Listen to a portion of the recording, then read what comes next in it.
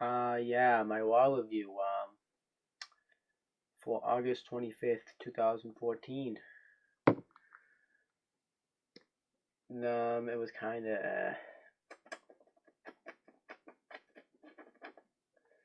it was a good Raw, but that last stuff, the main event that just happened was just put a sour taste in my mouth. It just really did.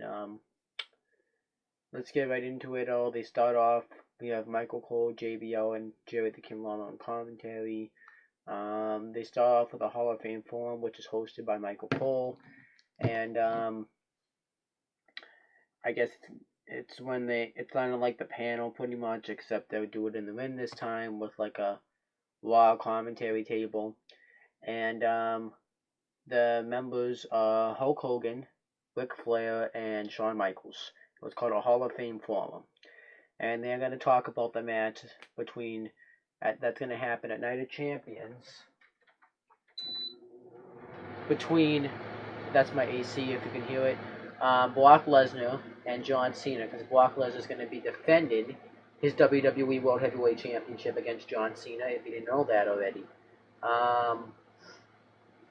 Yeah, what do I say?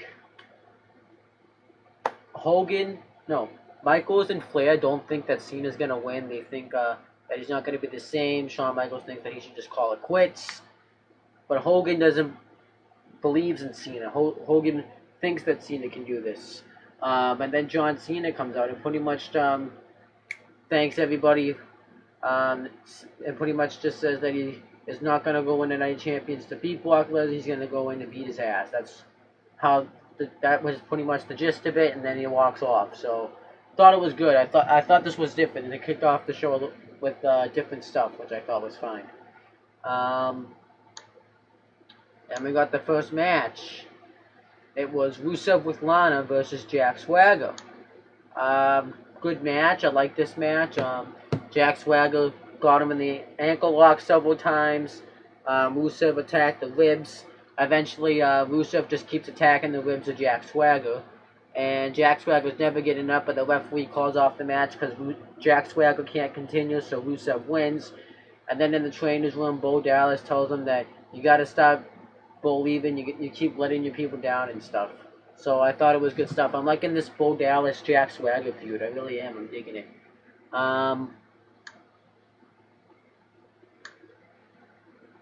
Then we got Cesaro versus Rob Van Dam, and the winner faces Sheamus for the United States Championship, and we got Sheamus on commentary for this match. Good. It was a decent match, but Cesaro ends up winning with the neutralizer, so he becomes #1 contender. Then afterwards, he grabs Sheamus' title, and then he ends up throwing it in Sheamus' face, and then Sheamus kind of follows him up the ramp afterwards, and that was really it. Then afterwards, we got Natalya versus Paige. This was actually a good match. I was impressed with it. It starts off with Paige just completely cheap shots Natalya and just kind of takes control and gets Natalya in an abdominal stretch, and then Natalya reverses it into her own version of an abdominal stretch, and she ends up doing a clothesline. She gets Paige in the sharpshooter, but Paige gets the rope, ends up getting the ropes, and she tries to put her in her submission move, but Natalya counters, and then Paige hits the Paige turner for the win. Afterwards, AJ Lee comes out, and Paige starts to kind of get scared, so she starts to head towards the ring, and then Natalya gives her like a spinning clothesline afterwards, and then AJ Lee gets in and says that, that she's upset, that she's like obsessed with Paige pretty much, that she's their best friend, and then afterwards she hugs Paige and kisses her hand, which I guess was kind of strange. I don't know, the feud's okay. I like that, I guess, that they're trying to out-crazy each other. This is supposed to be like an out-crazy each other type feud, but thought it was fine. And then we got the eulogy of Dean Ambrose. Corporate Kane and Seth Rollins give the eulogy of Dean Ambrose. Seth Rollins talks about how he created Dean Ambrose and how Dean Ambrose should have just stayed down. He should have just walked away when he had the chance, because none of this would have ever happened. Then Roman Reigns ends up coming out and he ends up taking out Kane, and then he brawls with Seth Rollins. He throws him into the podium and ends up hitting him with the podium. But then when he goes for the Superman punch, Corporate Kane pulls Seth Rollins out. I'm not going to call him Kane because he's Corporate Kane. I thought it was good, though. Goldust is backstage, and they talk about how they're going to get the Cosmic Key. So the Cosmic Key, I guess, was the tag team titles, which I thought was fine. And then we get Jimmy and Jay, the Usos, defended the WWE Tag Team Championships against Goldust and Stardust. This was a pretty good match. One of the Usos dives on Stardust, and when Stardust gets in the ring, like right when he gets up, that Uso ends up hurting his knee. He couldn't stand, so Stardust and Goldust win by countout because that Uso couldn't make it back in the ring, and so they retained the tag team championships. And Goldust says, "Why did you do? I want my title shot right now. We want to do this right now. You guys got yourselves counted out on purpose." So then the Usos like, "We're hurt. He's hurt, man. He's hurt." Like, and then afterwards, Goldust and Stardust attack the Usos. And they attack the Uso that's injured, and I thought it was good stuff. We got a nice heel turn, and I thought this was a good match, and I think this is going to be a good feud. I thought it was a good heel turn. I was not expecting this at all. Then Seth Rollins and Kane are backstage, and Corporate Kane, and Corporate Kane makes a match between Roman Reigns versus Seth Rollins and himself. And then Brock Lesnar had cut a video package after he had destroyed John Cena, and he said that he wasn't lying. Talked about how his dad told him that he's always going to be a hero, but there always is going to be this one guy that knocks you down, and that guy is me. And he says that you're never going to see John Cena at Night of Champions. So that's really all I have to say. That's all that really happened. And then we got Dolph Ziggler. He was supposed to face The Miz, but he ended up facing, The Miz ended up says that he has a stunt double now. And it ends up being Damien Mizdow, which I thought was good. And then The Miz joined commentary with the match. I thought the match itself was okay. Dolph Ziggler won with a zigzag. Then Jerry the King Lawler tried host a Bella's Family Reconciliation. I think that's how you say that word. What ends up happening here is he's going to try to get the family to work out the differences. And Brie Bella pretty much comes out and says that she's sorry. You've been there as long as I had. She said that our mom saw autopsy, I think it's called. And we were holding hands. We've been together since before we were born. Nikki Bella just thinks that's a load of crap, though.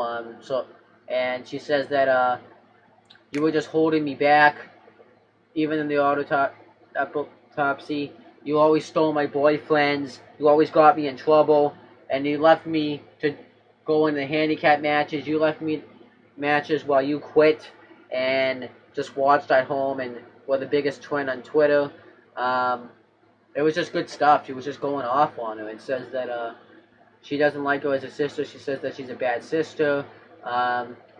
Insults Daniel Bryan. Good stuff.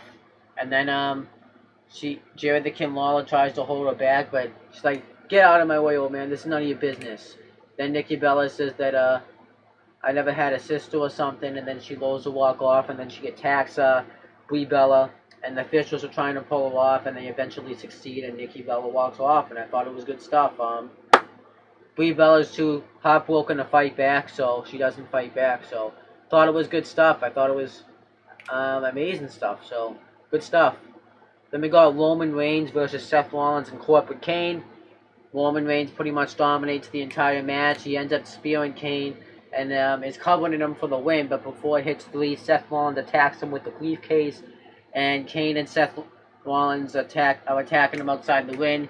They get out those cinder blocks again, and Seth Rollins goes to give Roman Reigns the curve stomp on it, but Roman Reigns fights back. He Superman punches Seth Rollins, and he goes to grab one of the bricks and smash Seth Rollins with it, but Seth Rollins ducks and he hits the steel post. Then afterwards, Roman Reigns gives Corporate Kane the Superman punch. So I'm liking, this is going to be a feud. It's a good feud. I think they should have just had a triple threat scenario, but they didn't. But I think Roman Reigns and Seth Rollins could have a pretty good feud since they're in the Shield. But then we got Kofi King. No, we didn't. We got Los Matadores, which consists of Diego and Fernando, with El Torito versus Slater and Gator. It was like a main event worthy match. Slater and Gator, by the way, consist of Titus O'Neil and Heath Slater, and they're arguing. They always argue. And then one of the Los Matadores that rolls up Heath Slater for the win. You got Kofi Kingston versus Bo Dallas. Bo Dallas wins with the Bulldog. He kind of botches it a little because he almost tripped. And afterwards, he cuts a promo saying, "You can at least still believe because you'd only let yourself down. You didn't let down an entire country like Jack Swagger. So as long as you and Jack Swagger keep believing, you're going to be okay." And afterwards, Jack Swagger comes out and hits that kind of like amateur backlow move on him and lays him out, which was fine. And then John Cena fought Bray Wyatt with Luke Harper and Eric Rowan at ringside. The Wyatt family doesn't really make an entrance; they just kind of teleport to the win. They had cut a promo earlier tonight, but Bray Wyatt says he's just going to put down John Cena because he's a wounded animal right now. But the match, it was just pretty much John Cena just burying Bray Wyatt, which I hated. He pretty much just buried him the entire match. Like, it was pretty much like the SummerSlam match between Lesnar and Cena, but the opposite with John Cena burying Bray Wyatt. And as John Cena continues to bury him, Harper and Rowan hit the ring and attack him, so then Big Show and Mark Henry make the save. So it gets turned into a six-man tag between the Wyatt family versus John Cena, Mark Henry, and Big Show. The Wyatt family just pretty much beats the crap out of Show and Henry. And then John Cena gets a bury tag, which means a hot tag, but I'm calling it a bury tag because he buried them. He gets the STFU in on Luke Harper, and he taps, which I never shouldn't have happened to Luke Harper. And afterwards he FUs Eric Rowan, and then he does the same to Bray Wyatt, and then he does it again to Luke Harper. So the Wyatt family just got buried on the show, which sucks. Not happy about that. I thought Raw was average. I think those last three matches were average. The show itself was good until you got the last hour wasn't good. I liked the Seth Rollins and Roman Reigns stuff though. I liked the Stardust and Goldust heel turn. I liked the Natalia Page match. The Hall of Fame form, I thought that was different. I liked the, I guess the Cesaro and RVD was okay. It's alright. Trying to think what else I liked. Let me look real quick.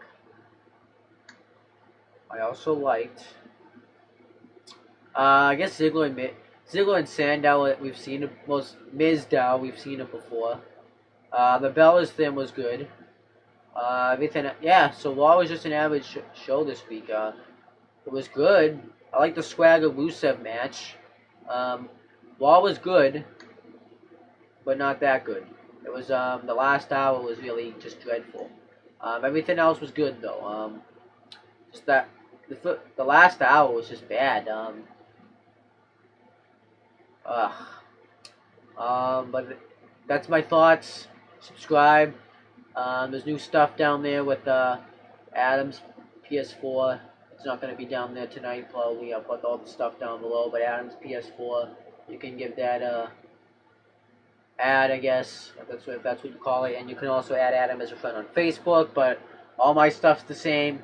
That's all I really have to say. And John Cena stopped burying young talent.